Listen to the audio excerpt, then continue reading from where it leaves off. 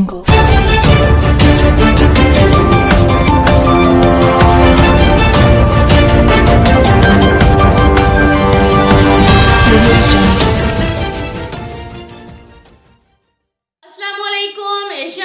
News के साथ मैं हूं आपकी मेजबान मुतरबा यूसुफ। खबर शामिल करते हैं लोधरा से। हमारे ब्यूरो चीफ शाहिद नुनारी के मुताबिक बहाउद्दीन जिक्रिया यूनिवर्सिटी मुल्तान में इस्लामी जमीयत तुलबा के शहीद होने वाले कलीमुल्लाह सहू का खून इंशाअल्लाह इस्लामी इनकलाब का जरिया बनेगा।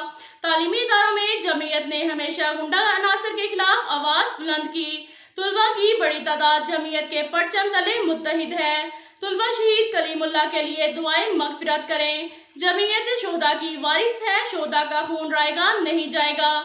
इन ख्यालात का इजहार इस्लामी जमीयत तुलबा के साबका जिली नाज़िम और जिली सदर जमायत इस्लामी यूथ मोहम्मद ताहिर नवाज ने इस्लामी जमीयत तुलबा के उम्मीदवार रुकन कलीमुल्लाह सहू पर दहशत व गुंडागर्दी के मजम्मत करते हुए किया।